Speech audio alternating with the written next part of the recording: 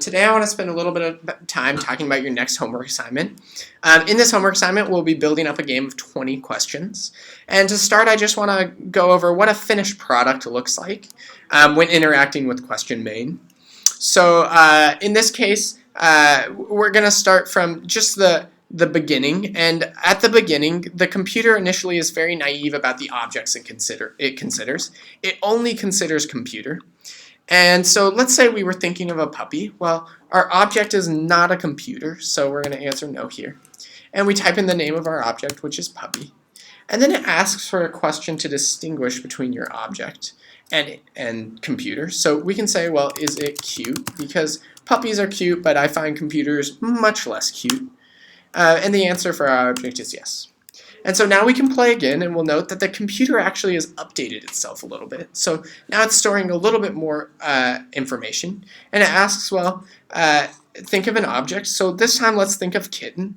And it asks, is it cute? Well, yes, kittens are cute. And it asks whether our object is a puppy.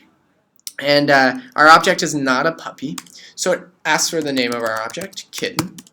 And then we can also give it a question to distinguish. And we could say, will it become a cat? And the answer for a kitten is yes. So we can play again one more time and say yes. And we can think of, let's this time think of a pencil. Are pencils cute? Well, not really. So we can say no for that. Is our object a computer? Also no. And then it asks for the name of our object. We can say pencil. We can say, well, does it write on paper? And the answer for our object is yes. So we won't play anymore, but you can see that how we interact with the computer and how it stores more information as we interact with it more.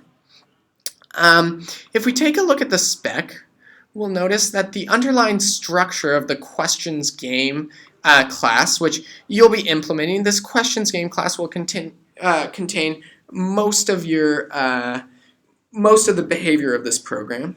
And we can see the underlying structure will be a tree. And it will have nodes that have questions or answers. And if it's a question, it has branches for yes and no. And then finally, the leaf nodes are the answers. And those are the objects that the computer's considering.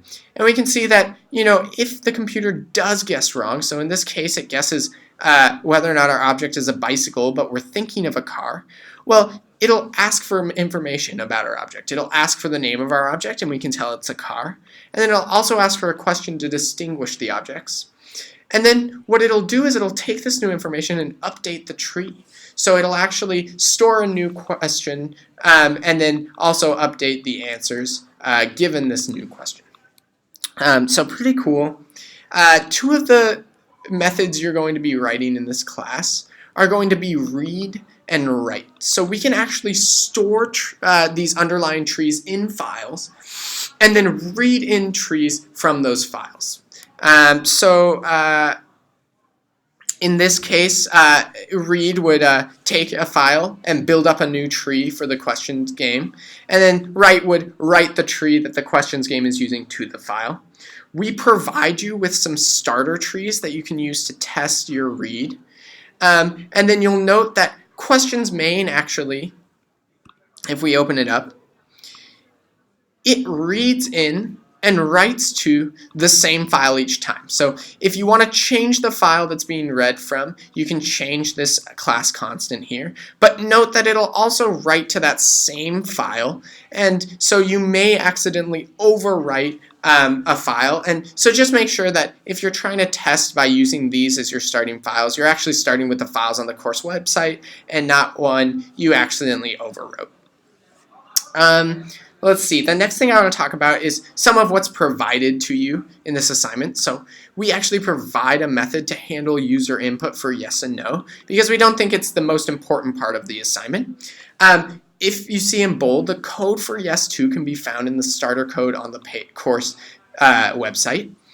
So we can go ahead and open up the starter code. And we see indeed there's this method yes2 that handles user input. And if we look back at the spec, it says you are to include this method without modification in your questions game class. So you should be using it whenever possible to read user input. So include this yes2 method without modification and use it whenever possible. We also provide you with the skeleton of an inner node class for you to be building up your tree. It's up to you what goes inside your node, and you can refer to lecture examples for what makes up a good node class. The last thing I want to talk about is now that we're starting to program more heavily with trees, there's going to be a lot of style things that are specific to trees that may be fairly new and fresh. I would read the spec very carefully so that you are taking note of all the things it says you should and should not do. It outlines a bunch of style principles that you should follow. And so just make sure you're reading the spec carefully, you're getting all those details, and you're implementing them in your class.